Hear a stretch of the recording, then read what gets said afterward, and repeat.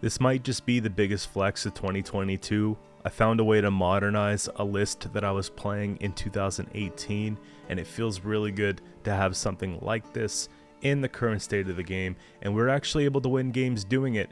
I'd put this in the category of a meme deck, but one that has good synergies, makes a lot of sense, and can win games even at the pro level. I think that you can climb with this deck for one sole reason, that the opponent likely won't know what you're doing. So that gives us a huge advantage compared to the same old decks that we're used to seeing time and time again, where you can predict every move.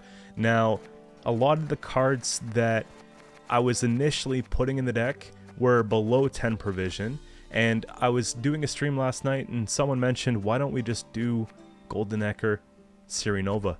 And that just opened up a whole new dynamic for this deck, right? Now this deck can actually play much faster, and now we can get these cards on the board quicker. But you have to be careful, because there are situations where sequencing could be awkward. Taking Golden Necker at the wrong time could be detrimental for our Glusty, or pulling into things we just don't need to play in round 1, for example. But to go over the strategy, because this one's a little more complex, we're focusing on Consume Payoff. So we have cards like She-Troll of Vergen and the Vran Warriors that whenever we destroy a unit during our turn, boost self by 1 and 2 respectfully. Now with this as well, we tried Qcento for a bit. There aren't a lot of units in the deck. I was often missing my target units.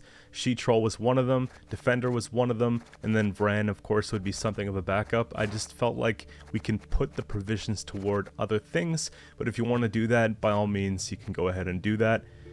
Now, we try to jam these behind a Defender. If not, in a round 1, we have Crystal Skull, which helps out quite a bit. We also have Vial of Forbidden Knowledge, putting these to good use, helping keep our engines alive.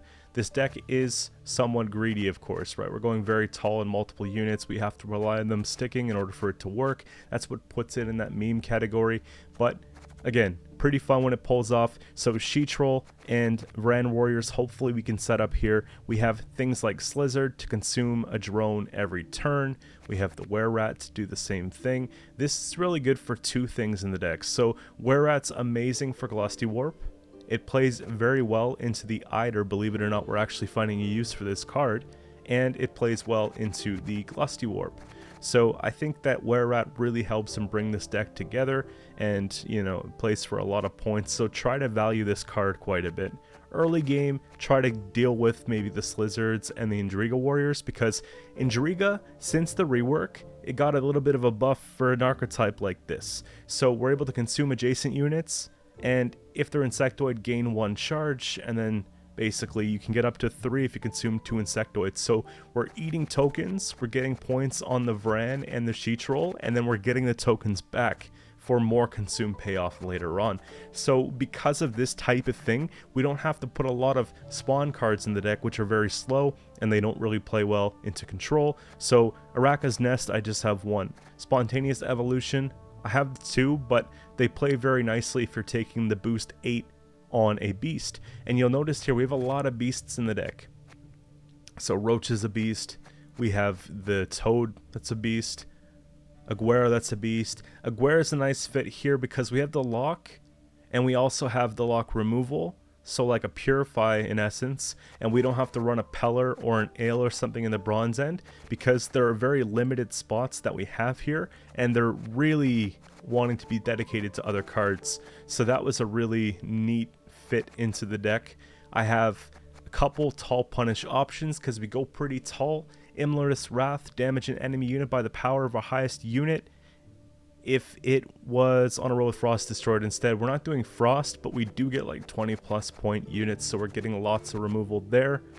With the Tesham Mutinous Sword, that's really good for opponents' Siri Novas, getting through defenders, getting rid of Doom's tokens. If we really want to go the extra mile, we can lock something. If we're afraid that it'll get purified, at least we're adding points onto the Tesham by having that extra status. So there are a couple different things there, right?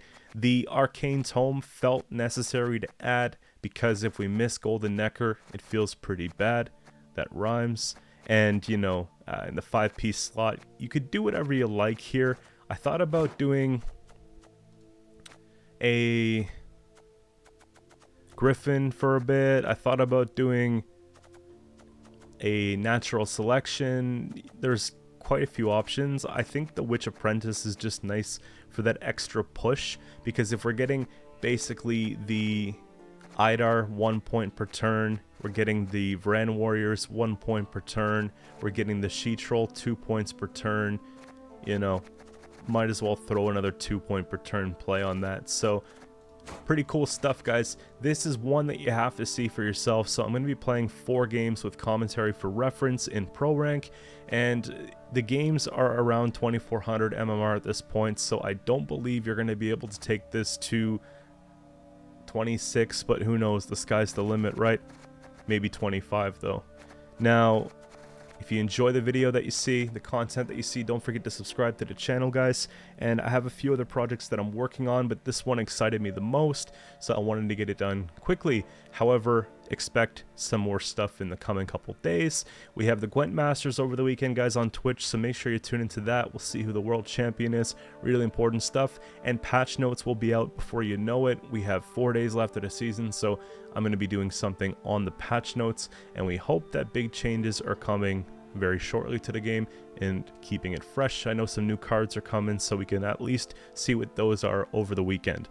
But for now, guys, let's get into the content. See you soon in the next one. So first up here, we got Skellige, Blaze of Glory. And it's probably one of the hardest matchups that we can ever face, because we have the consume engines and, of course, the payoff engines. So, you know, engine decks always struggle against heavy control decks, so it's normal.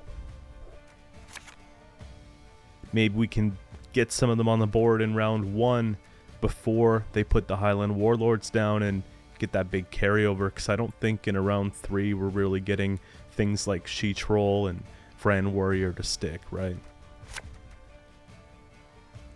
So I like to mulligan away some specials early, because we need them for Golden Necker late game, especially if we already have Spontaneous Evolution in hand.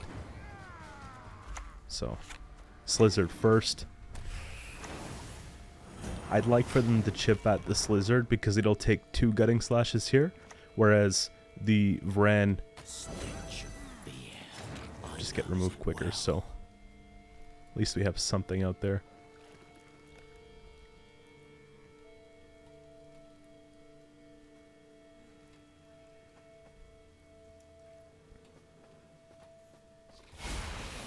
I don't value the leader charges too much, guys. Like, they're great and everything, but they're not the be-all end-all. It's nice to have a few left for Glusty.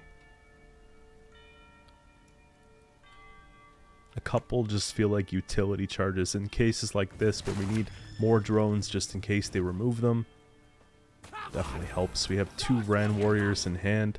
They have the 2 Highland Warlords down, so I'm guessing that they're probably going to be able to remove the Vran Warrior here, at least the first one. Good thing we have a backup, otherwise this Lizard doesn't do much.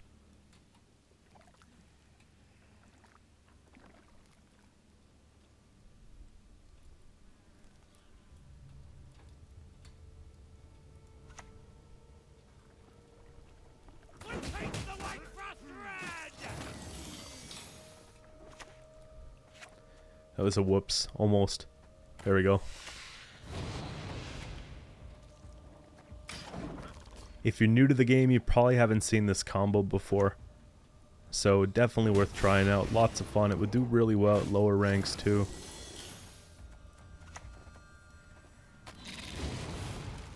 You see what I mean? We consume 2 drones, we get the 2 boost, plus we get to spawn 3 drones with the Indriga. It's probably the best use that you can use with one of those. That and into Thrive stuff, or maybe double consume with Death Wish, but this is pretty interesting.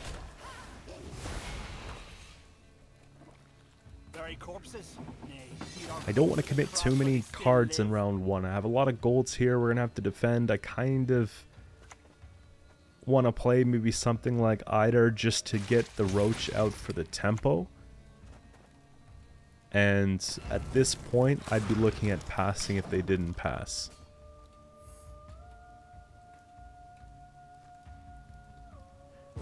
So sure enough, they can't do it in 2, so they go for the pass here, which is fine. At least we got a round under our belt with only Roach spent in Idar. So really, we got the thin, but we played 7 provisions, which would be the most expensive thing. So I don't mind that too much. They played a lot of 5s and stuff like that, so...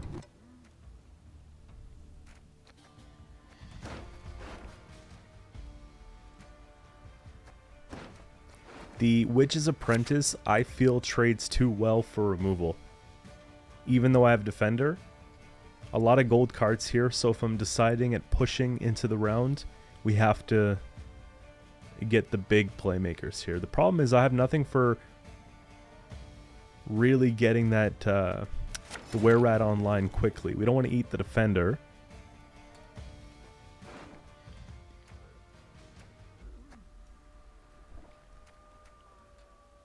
Also, Glusty kind of risky here too. I wanted to go and take out maybe anything but Glusty, basically. So that's probably the worst situation that can happen with this deck. And I wanted you to see it just so that you know to prepare for it. It's not really fun at all. But there it is. Typically, you won't do a blind Golden Necker unless you have Glusty in hand.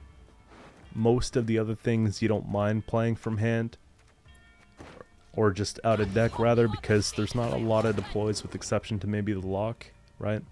At least I set up to take out the Alula here with the Wrath, and so we could start trying to push and just getting the card back. I want a shorter round 3 for sure.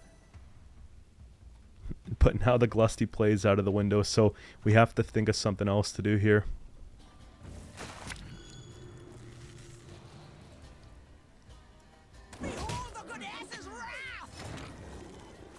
Thought about taking that. Thought about just maybe putting Defender down. I think Defender's probably better here. Keep the drone safe, get the extra vitality push. And sure enough, they want to remove it. I look at it one way. If, you know, Iced was in the deck, it's getting less value now, so that's a good trade for us. We're still ahead here. I think a lot of their big push is out of the way.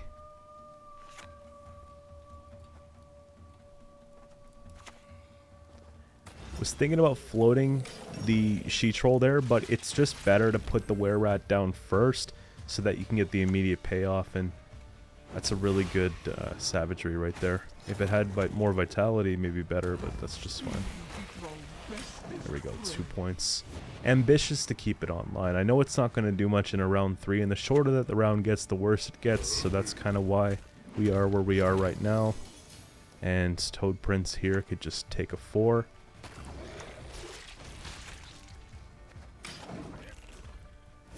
What's nice is that I don't believe they have a way of getting it in 1 card.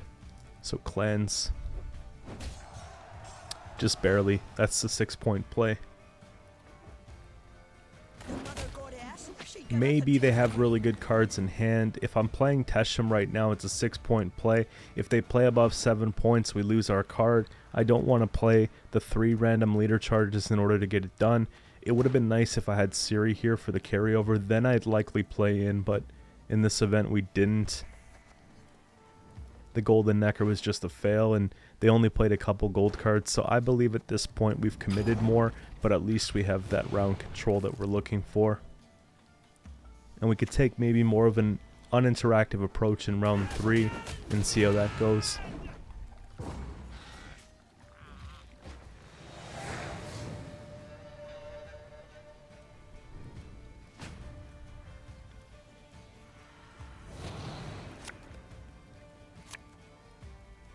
Okay. So I don't want them to get raid cards because the raid cards actually have more value. So something like Tome isn't very good in this matchup.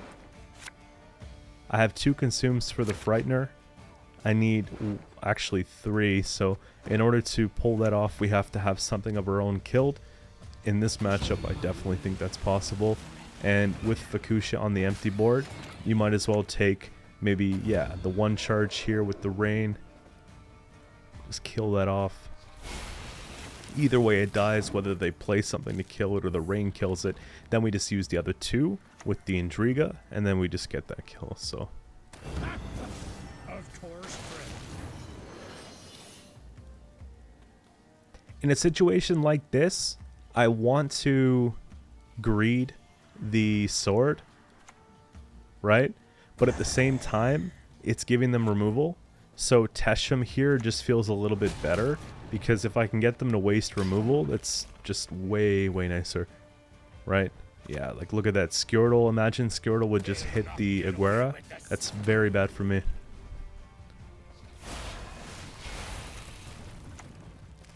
And then of course you click those just in case they have something to remove it. It's a very close game. I don't know what they have at this point, but I think they missed a Herald. And sure enough, stunning blow. It puts us up to a 1-point win, guys. Lock doesn't do anything, but the base body at 7's enough.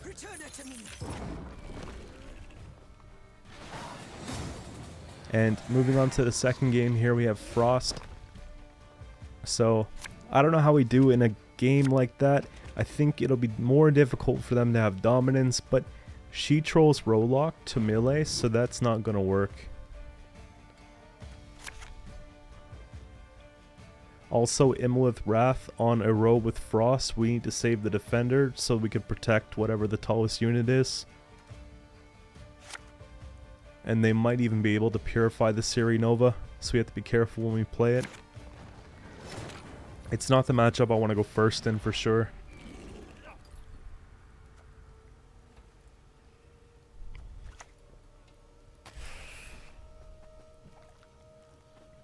Might as well.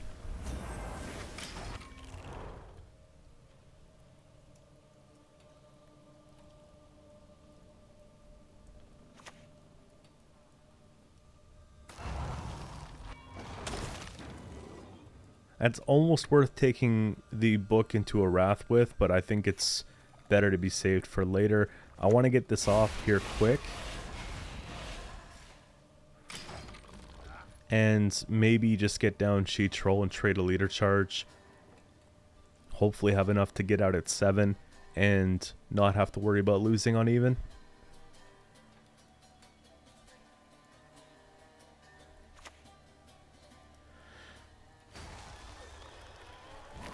So they opt to stack one row, that's fine.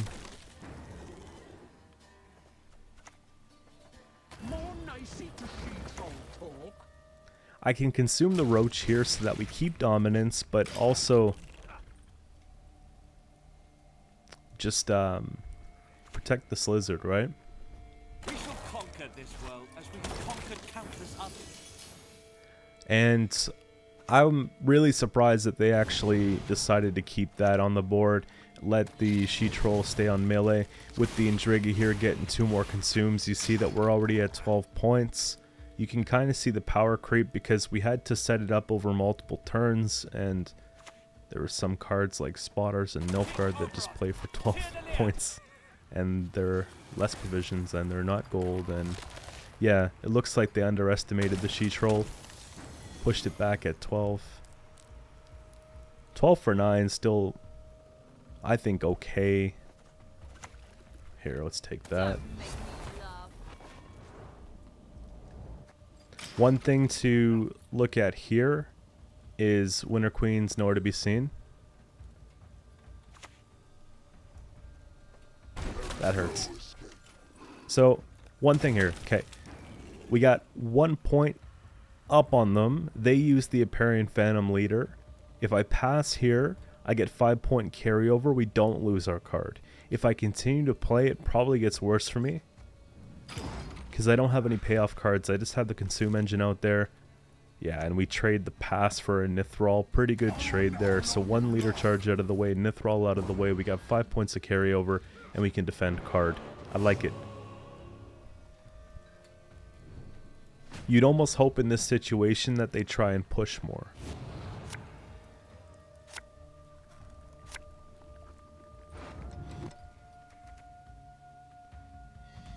Frost is one of those things where they have Nithrall, they have Inlaris Wrath, they have maybe Ard, right? Like, there's a lot of Red Riders, good special cards, and I don't want them to have that, so putting Book back just makes sense here. Book's really good into like the Renfrey matchups or decks that have a tendency of over-thinning. But Renfrey, they can't even use it.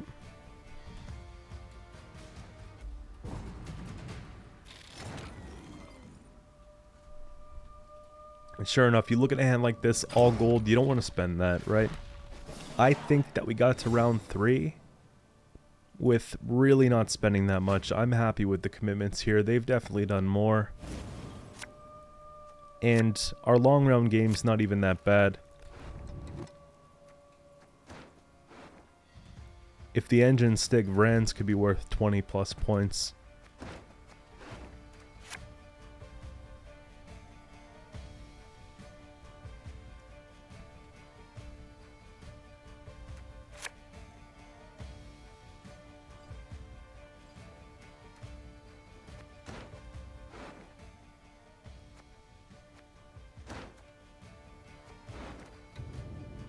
Sort of fixing the draws for Golden Necker, making sure everything's where it's supposed to be.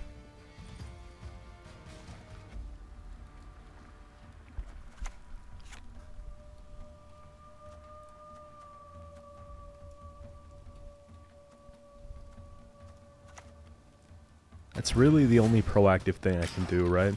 That or the Idar, but it makes more sense just to get this down.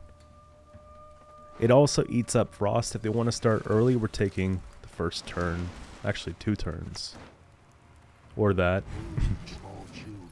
So, Leader Charge and a Wrath for a Defender, they know what's going on with us, for sure.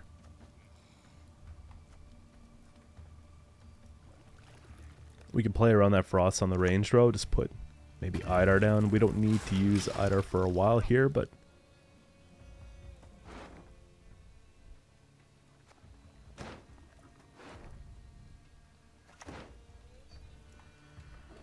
that's gross. So Guerilla comes down, we lock that up, and I know a lot of the Frost decks have Taskmaster, so they'll go and purify whatever we lock, so I don't want to risk that chance. Thinking about just going in here with the Tesham just to make sure.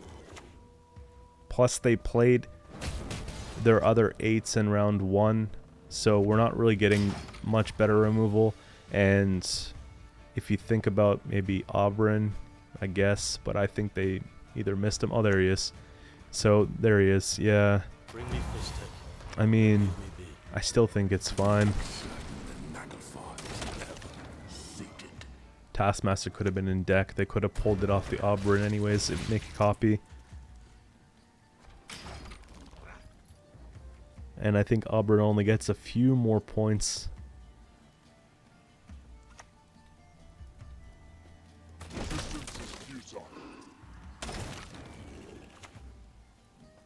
There we go. So we can get that one online. It's tough that Itter's out of the way, but at least it took some removal bait, right?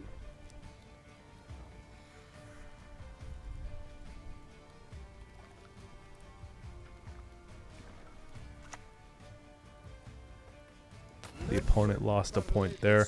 I think...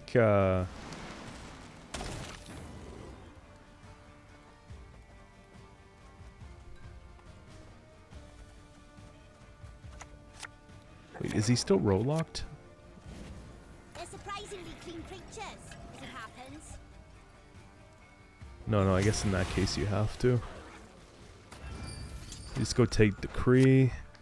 Again, give them something, I guess, at this point because of what we drew with Golden Necker. We might as well try to get an engine online at least, right? So Vran Warrior comes down. Make sure to play the Vran to the left of the Wererat. Otherwise, you're consuming your own card. And because I wasn't really paying attention to sequencing on that play, I put the pig on the wrong side too. I'm so used to putting the Witch's Apprentice on the right side because we hit Sabbath and then it procs. But in this event, if you're playing that, you want to put it at least to the left of the Wererats. So That's like a big mistake for me, and there's nothing I can do to go and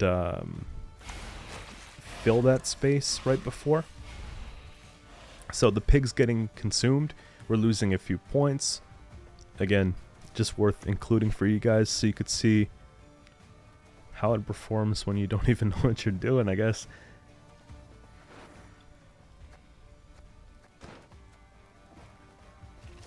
Not a whole lot else to do here.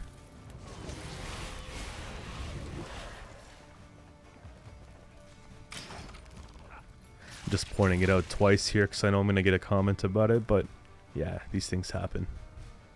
I still think we're in a decent place. The fact that they spent Wrath, the fact that they haven't really gotten that much Frost payoff for the Qcento, it's all looking pretty good.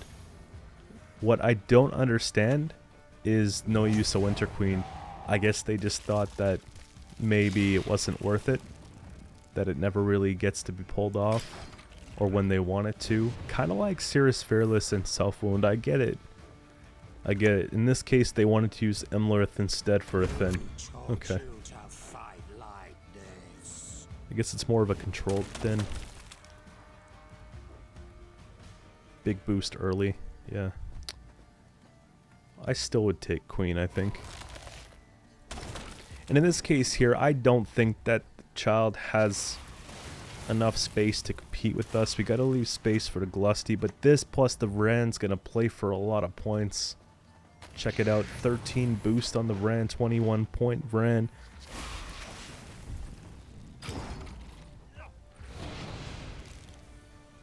Yeah, and 15 points on Golden Child. That's not enough here.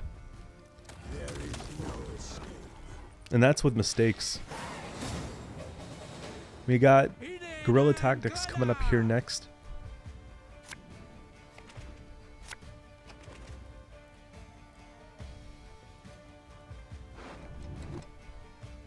So I'm expecting Saskia. Normally that's what we run into in early games. So I have to have a few bronze cards I could play because I'm on red coin, and I know they just put her down on blue and they pretty much just win the round automatically. So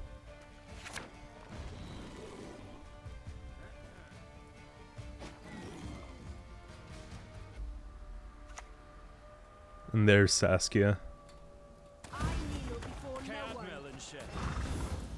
You see already 16 points on the board, 1 turn. I don't know if they have Erendite. I do in my most recent version, so there's a lot of things to consider.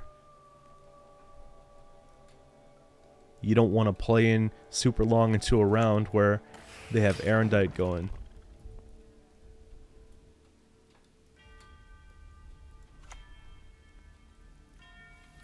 At least we're trading some of those removal options. I expect them only to have the 1 bomb because there's no Madoc or anything like that, and we didn't see a Milva come out. I'm expecting just that bomb for the tag. Either that or they have Milva in hand, but with the new leader rework, Milva doesn't feel great if you're using the leader offensively, so again, probably not. And Roach and Knicker's combo both confirm further that maybe Milva's not a part of the deck. A lot of provisions would be put towards thinning at that point. Now, again, I'm just playing cards here.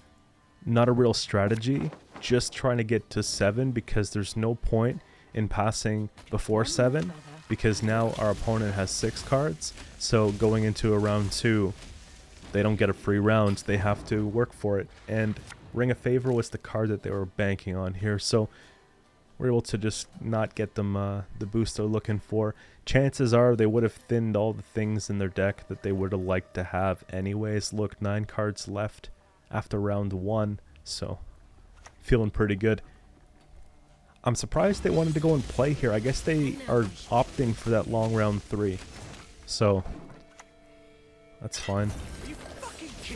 It confirms some suspicion of it being traps. They want to top deck well. They want to thin out really well early on. They want to play down their other units because Cat Witcher is actually a nice card you'd want to save, right?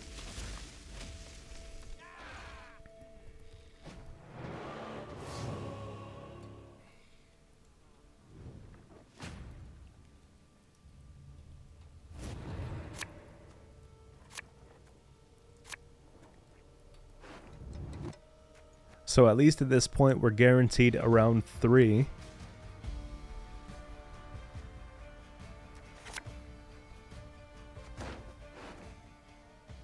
And we're able to get the Roach, which is nice.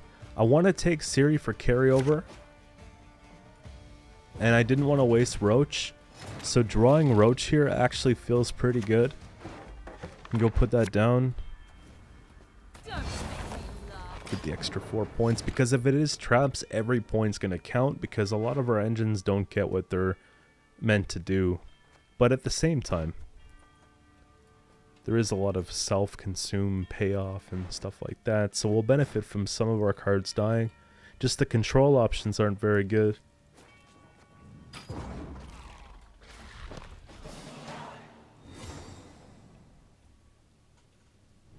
And the hands, I'd say where we want it.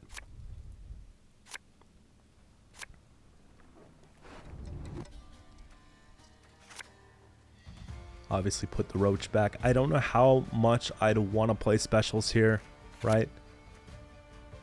I feel like Wrath is kind of hard to want to mulligan back.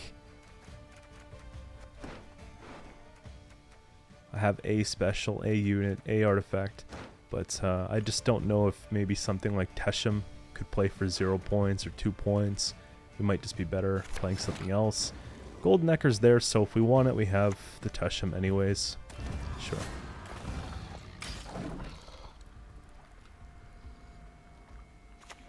That's a crazy amount of thinning. Humans are scum. I prefer elves, dwarves, pixies even.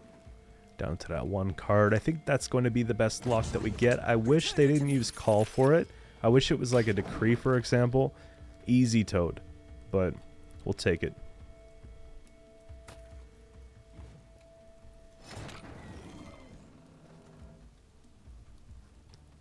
Things like Pitfall Trap won't be as good as they would be in other matchups, because our tallest unit is going to be the like 9 provisions, but when it comes to the Serpent Traps, those are going to do very well. So I think we have to let something burn early to avoid it late, and the fact that they can go in on 2 Serpent Traps is really bad. I was going on a whim here, thinking that maybe they didn't have 2 of the incinerating traps, otherwise Were Rat would have been dead and that would have been sad, but it kind of works out.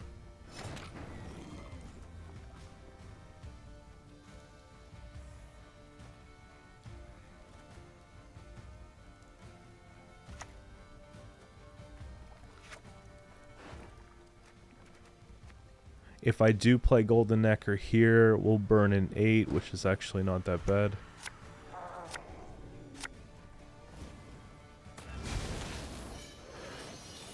That sucks though. But at least Frightener flips. And we'll just do that. We could probably even float the vial for now. 40 points has me feeling pretty confident. If they use the leader charges offensively, they're losing points. I would imagine that they're going to use them defensively. They do have last say, which is unfortunate because we don't get to contest those 3 leader charges in that event, but it is what it is. That's nice. It was only a matter of time before that card was played, so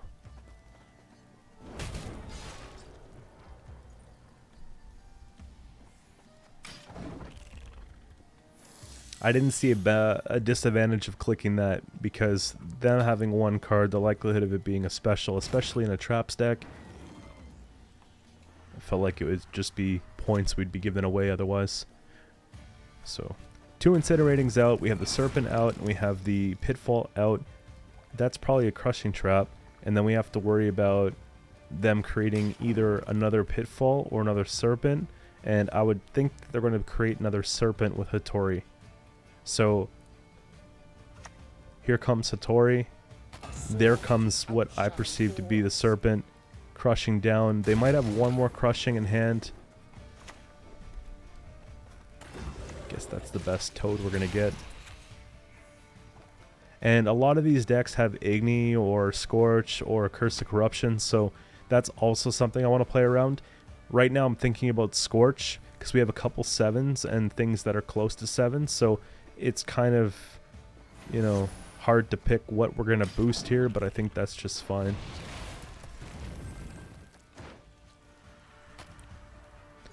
So I think the one they just put down was the Crushing Trap, because we keep stacking the row. And so I'm just going to bin the Wrath just in case. I don't feel too bad about it because we did get the sword and they didn't get something in return, so. Yeah, Curse of Corruption here. So lucky. Imagine on the Glusty. I think at that point you should probably wait, knowing maybe it's a Glusty deck. We'll see how much of a difference it would have made, assuming they killed 18 points instead of 11, right? I wouldn't play it there otherwise. That was just for fun. Like if I was trying to play around a last say curse or something. Yeah, there we go. So it was a serpent. Eldane comes down. I talked about 18-point removal. It would have gave them a lot of reach. They did have a 3-liter charge worth 9 points. It's pretty crazy. We have the last game here. Going to be Nilfgaard and tactical decision, right? Both vials, so it's no secret what we're up to.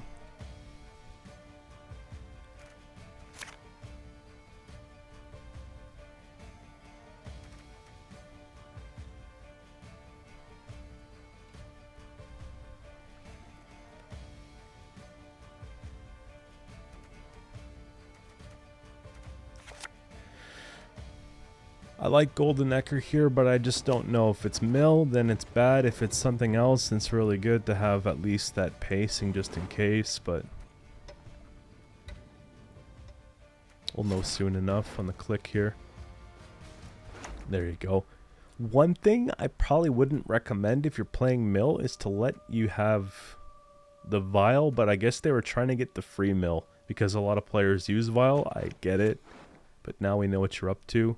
I mean, it only takes 2 cards to know what they're up to anyways. Once they play that first Kingslayer. So I see Sunset Wanderers in hand. So we know that if we win round 1, it's going to be very difficult to bleed them in round 2. But we know if we don't bleed them in round 2, it's going to be an even more difficult round 3 with that huge points land they have from the Sunset. So already this feels like a losing game for me because we have a lot of thinning. And we have a lot of cards that if they get milled, it feels weird for pulling off our strategy. A lot of things that depend on others, right? Long live the Emperor!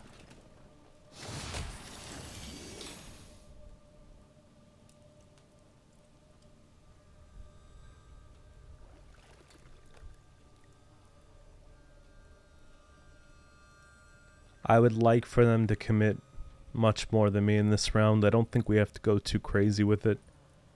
I'd like to get the carryover from Siri.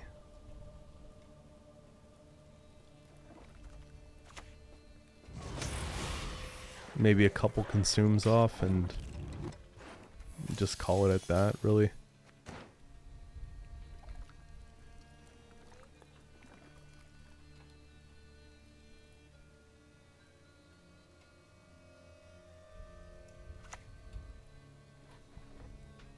Music marries cultures, connects folk to one another.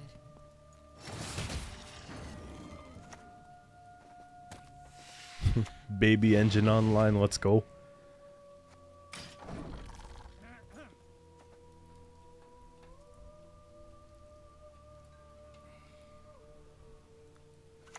At least when they flip the coin with Tibor, it's cool and everything that they get us to draw a card, whatever. But at the same time, it doesn't make it so that I'm losing on even, which I do appreciate. It's nice. This. All these just. And because of that, I decide that maybe we just keep it light for the round.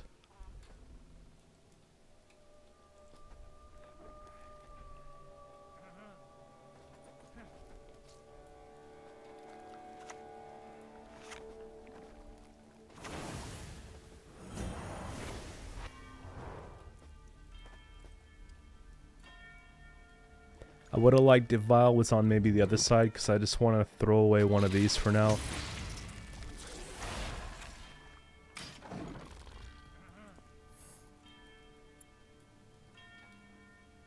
Contemplating whether or not we want to save Vran. We've seen in other games how much points Vran can play for, so...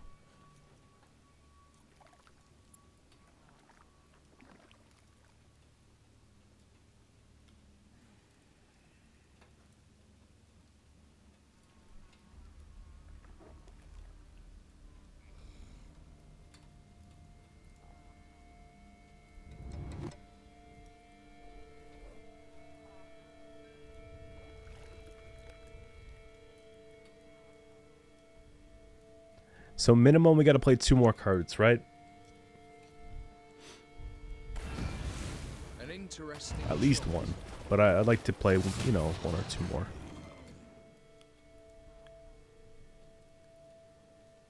See if we can get any more big commitments. Tibor early.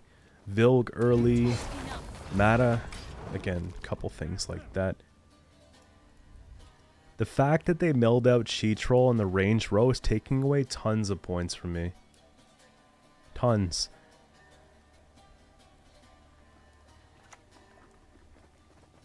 Here's our chance. That's something I don't mind. We don't really want to have Book and even further mill. I don't even know if we're going to be able to play Golden Necker properly in this matchup.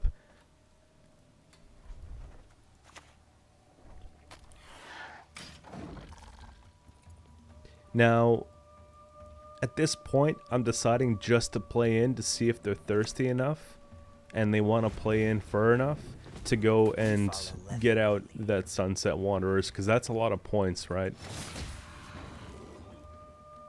They get the defender as well, so if they renew Vilg, they just have so many points. They could take out whatever they want if we don't win round 1, so it's tough.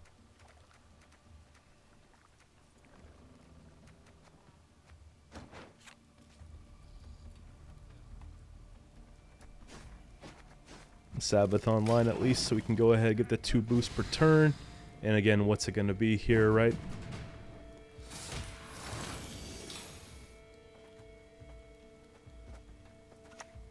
On a pass, we tie. I don't think that's the move. I think we need to secure a round. Because if we go to try to 2-0 against Mill and we lose, then we might not have anything left for round 3. Whereas if I go and I pass and go into a long round 3 here, then I have enough left and at least series on the board, so it's a few points they have to try and make up. Put back Golden Necker just in case. Kind of banking on Glusty here, right? Unfortunately, Glusty's the only unit, so if they hit that Quacks, then we lose Glusty, right?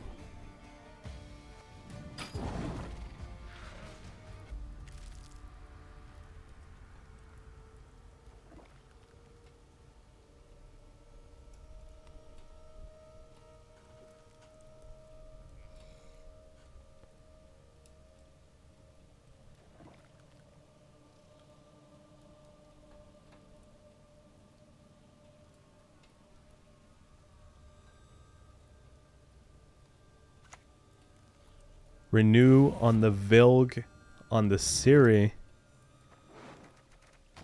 That's just even worse, I guess. That's a lot of provisions to spend in the round, so I'm looking at the trade. They gotta play 2 cards, so at least they have that card advantage, or the disadvantage, rather.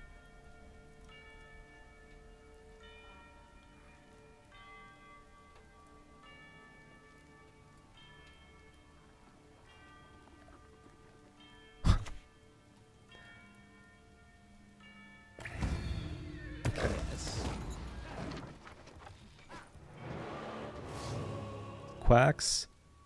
And so that's 11. Put the Glusty. If they would have played Glusty first, they would have had just a card up on me there.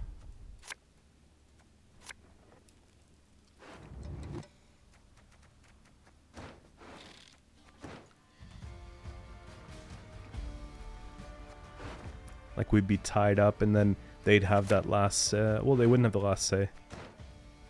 But they'd still have a huge Vilg for round 3, potentially, depending on how high we get with our boosting.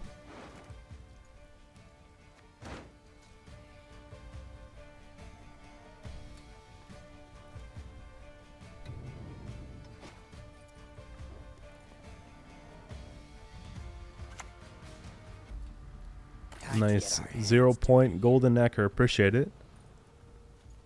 Just go and bin that, I guess.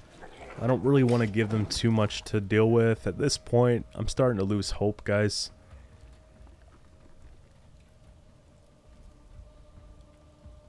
No Glusty, no She Troll, Vran Warriors out of the way, only one Consume, a few bronze boosts, we have Frightener, and a couple removal cards. And a lock. And the lock's not even that good here because the deck's mainly deploy that we're playing against. The only thing that we would lock would be maybe Snowdrop, right?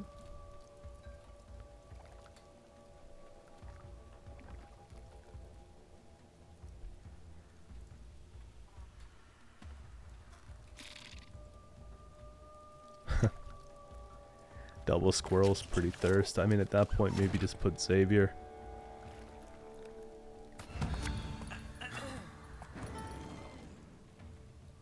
So 14 points will be my target removal for the Imlerith's Wrath. By the look of it here, I don't believe I'm going to be getting a better Toad, so I might as well. Doesn't matter what we eat here, because even if they replay that with like Necromancy, for example, it wouldn't be enough. Like, it wouldn't do anything.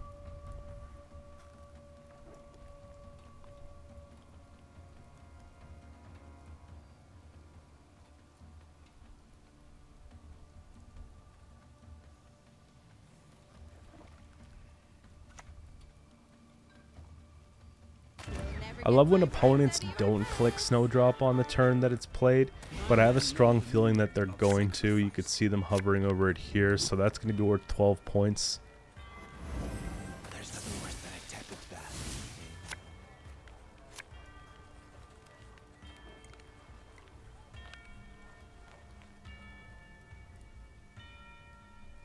Now, I don't think Snowdrop gets above 12 points in this matchup,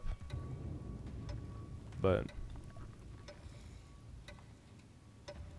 it's one of those things where we could just lock it just in case, because I wasn't really thinking about Snowdrop being the biggest threat in round 1 when I had to look at the deck. So just, yeah, might as well just play the card.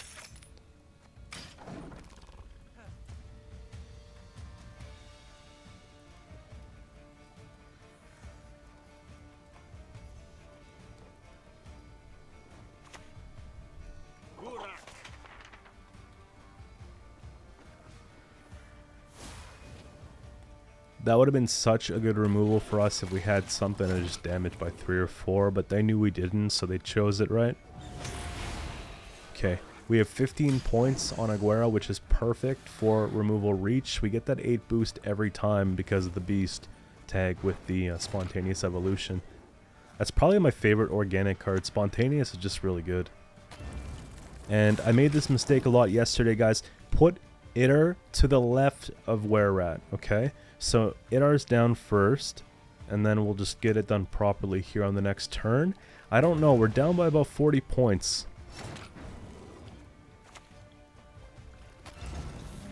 And this is the synergy that I'm looking for. It gets immune, they can't target it. It starts setting up the Frightener, look at that.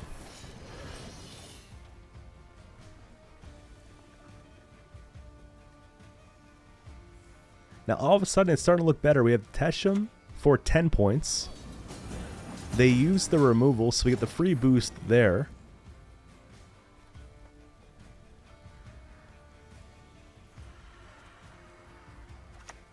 I mean, might as well do that just in case they have something we missed, but I think it's fine. Just remove that, get it out of the way.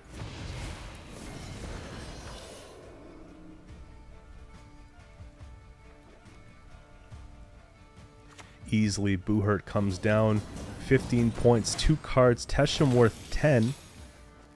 And that's worth 5. We just get the win. I couldn't even believe it. They milled out all of our play, guys. I know mill's not that strong, but come on. It feels good every single time. Let's get some likes on the video. And we'll see you guys tomorrow with another one.